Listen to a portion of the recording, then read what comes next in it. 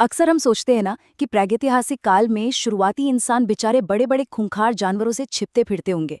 लेकिन एक anthropology professor के नजरिए से देखें तो सच्चाई बिल्कुल उलट है। आज के इस खास विश्लेषण में हम इसी दिलचस्प केस स्टडी पर बात करेंगे कि कैसे शुरुआती इंसानों ने अपने सर्वाइवल के लिए विशालकाय जीवों के साथ बर्ताव किया। और यकीन मानिए, असल में खतरा कोई और जानवर नहीं बल्कि हम इंसान ही थे। सोचकर देखिए, अगर उन शुरुआती शिकारियों का कोई बाकायदा मेन्यू कार्ड होता तो उस पर कौन कौन से विलुप्त हो चुके विशालकाय जानवर शामिल होते। ये सिर्फ ये जानने के बारे में नहीं है कि उन्होंने क्या खाया। असल में ये समझना है कि इन प्राचीन खाद्य स्रोतों ने प्रारंभिक मानव के सामाजिक ढांचे और उनके सर्वाइवल की अद्भुत रणनीतियों को कैसे आकार दिया। तो आज के हमारे इस सफ़र का रोड मैप कुछ ऐसा रहेगा। पहले हम hunting the ice age giants पर नज़र डालेंगे, फिर आइलैंड आइसोलेशन एंड नाइविटी की बात करेंगे, उसके बाद Madagascar's giant omelettes, the tragic gentle sea cows और आखिर में ऑस्ट्रेलियाज डाइंग ओएसिस को समझेंगे। चलिए सीधे शुरू करते हैं। Number 1, hunting the ice age giants, the mammoth challenge. शुरुआत करते हैं हिमयुग के सबसे बड़े जैकपॉट से, यानी मैमथ। एंथ्रोपोलॉजी के नजरिए से समझें तो एक मैमथ का शिकार करना सिर्फ एक वक्त का खाना जुटाना नहीं था, ये सचमुच एक लॉटरी थी। एक अकेला मैमथ पूरी बस्ती को हफ्तों तक मांस, घर बनाने के लिए मजबूत हड्डियां और ठंड से बचने के लिए ढेर सारे कपड़े दे सकता था। लेकिन इतने विशाल जानवर को मारना कोई बच्चों का खेल तो था नहीं। यहीं पर मानव विज्ञान की एक बेहद दिलचस्प तकनीक सामने आती है, परसिस्टेंस हंटिंग।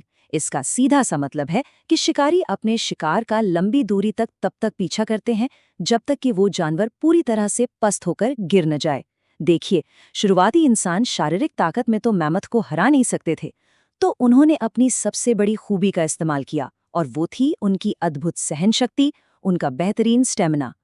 ये पूरी प्रक्रिया कितनी थका देने वाली थी, इसे जरा ऐसे समझते हैं। पहले घंटों या दिनों तक शिकार का पीछा करना, जब जानवर आराम करने की सोचे तो छिपकर इंतजार करना, फिर अचानक उसे फिर से दौड़ने पर मजबूर कर देना, और बस तब तक धैर्य रखना जब तक उसका शरीर पूरी तरह हार ना मान ले, फिर आखिर में अपना काम पूरा करना। ये सुनियोजित शिकार का एक ऐसा मास्टर क्लास है जिसने हमारी पूरी प्रजाति को एक सफल शिकारी के रूप में स्थापित किया।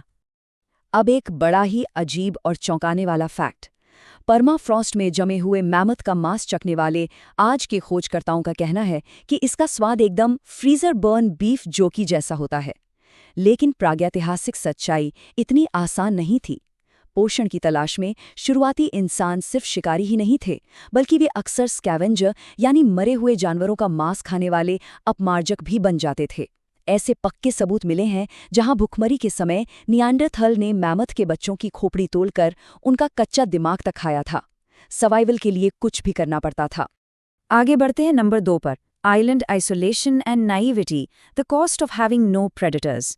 अब हम ठंडे बर्फीले मैदानों को पीछे छोड़कर सीधे हिंद महासागर के खूबसूरत द्वीप मॉरिशस चलते हैं। यहाँ हम एक बहुत ही अहम बात समझेंगे कि जब किसी जानवर का कोई प्राकृतिक शिकारी होता ही नहीं है तो उसे अंततः क्या कीमत चुकानी पड़ती है। यहाँ के जानवरों ने बिना किसी खौफ के एक बिल्कुल ही अलग और अनोखा विकासवादी रास्ता चुना था। डोडो पक्षी के बारे में हम सबने सुना है। अक्सर उसे शिकार का सबसे आसान लक्ष्य मान लिया जाता है, लेकिन असलियत तो कुछ और ही थी। इसका मांस वास्तव में बहुत ही बेस्वाद, सख्त, एकदम चिकना और कड़वा होता था।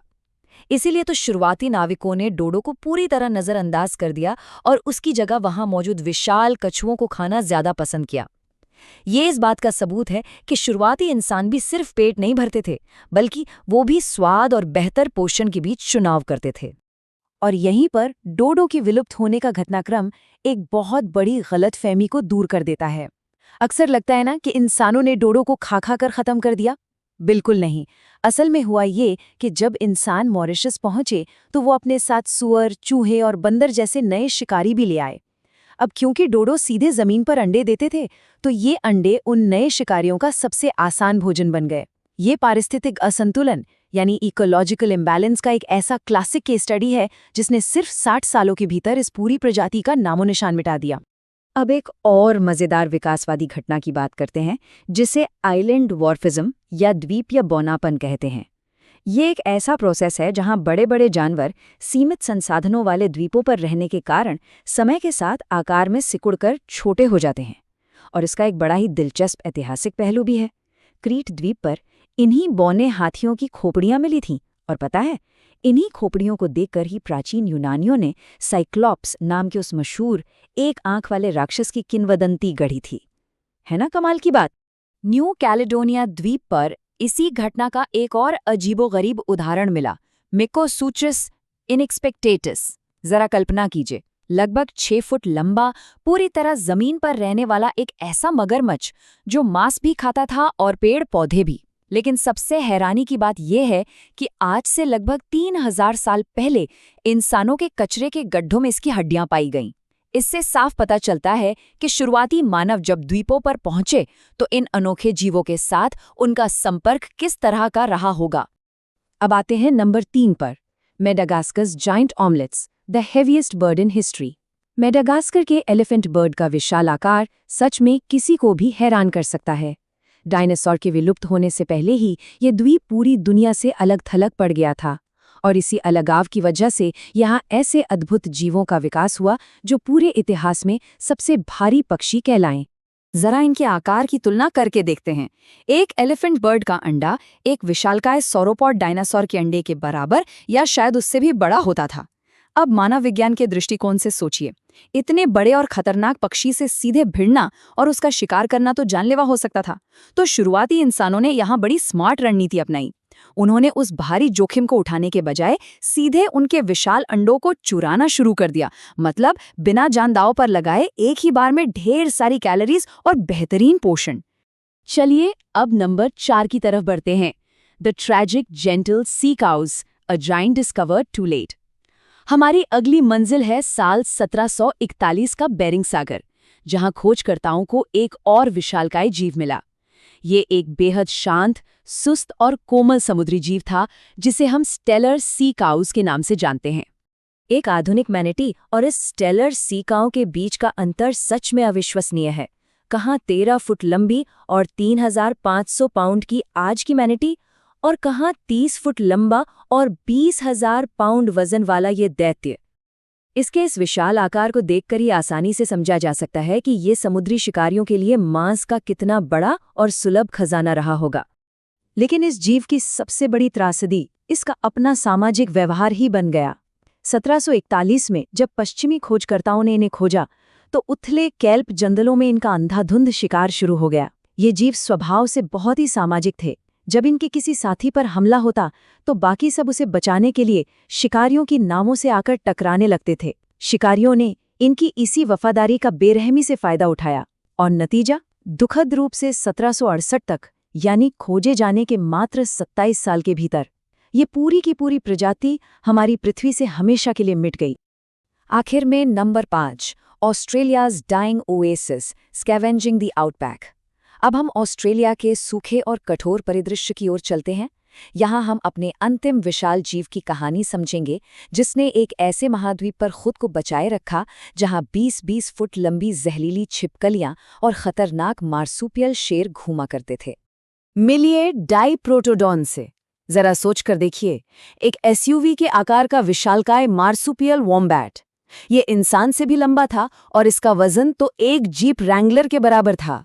इसके जो ताकतवर नर होते थे ना, वे अपनी बड़ी बड़ी नाक की गुहाओं से बेहद गहरी और भारी आवाजें निकालकर एक दूसरे से संवाद करते थे, एकदम किसी साइंस फिक्शन फिल्म के जीव की तरह। पर फिर कई घटनाओं ने एक साथ मिलकर इन शानदार जीवों का भी अंत कर दिया। देखिए, 65,000 से 50,000 साल पहले जब इंसान पहली बार ऑस्ट्रेलिया पहुंचे तो पहाड़ों की गुफाओं में इंसानी औजारों के साथ इन जानवरों की हड्डियां भी मिली। ये इस बात का पक्का सबूत है कि इंसान इनका शिकार कर रहे थे या कम से कम इनके मांस को ढोकर ला रहे थे। लेकिन कहानी सिर्फ इतनी ही नहीं है। लगभग 45,000 साल पहले ऑस्ट्रेलिया में भयंकर जलवायु परिवर्तन हुआ, भयानक सूखा पड़ने लगा। लेक कलाबाना जैसी जगहें पूरी तरह सूख गईं और पानी की तलाश में भटकते इन जानवरों के लिए एक विशाल कब्रिस्तान बन गईं। इंसान का शिकार और प्राकृतिक आपदा का ये डबल अटैक इनके लिए पूरी तरह विनाशकारी साबित हुआ। तो इस पूरे एंथ्रोपोलॉजिकल केस स्टडी का सारांश क्या निकलता है? यही कि अलग-अलग स्थानों पर मानव संपर्क का इन जीवों पर बहुत गहरा और अक्सर विनाशकारी प्रभाव पड़ा। मैमथ के उस थका देने वाले शिकार से लेकर डोडो के अंडों को नष्ट करने वाले बाहरी जीवों तक और स्टेलर सीकाऊ के बेरहम शिकार से लेकर डाइप्रोटोडॉन के जलवायु और मानवजनित पतन तक, हम साफ देख सकते हैं कि शुरुआती इंसानों ने सर्वाइवल के लिए अपनी गजब की बुद्धिमत्ता और रणनीतियों से हर माहौल में भोजन तो जुटाया, लेकिन इसके भारी परिणाम स्वरूप पूरे पारिस्थितिकी तंत्र में बड़े पैमाने पर उथल-पुथल भी मच गई। और अंत में ये पूरा विश्लेषण एक बेहद गहरा और सोचने पर मजबूर करने वाला सवाल खड़ा करता है। अगर ऐतिहासिक रूप से हमारे जीवित रहने और आगे बढ़ने का सीधा सा मतलब इन विशालकाय जीवों को विलुप्ति की कगार पर धकेलना ही था, तो आज आधुनिक मानवता को प्राकृतिक दुनिया से क्या सबक सीखने चाहिए? ये हमारे अतीत की एक बेहद रोमांचक झलक तो है ही, लेकिन साथ ही ये एक बहुत ही गंभीर चेतावनी भी है कि प्रजातियों का अस्तित्व और पर्यावरण का नाजुक संतुलन हमेशा एक दूसरे से बहुत गहराई से जुड़े होते हैं। सोचने वाली बात है ना?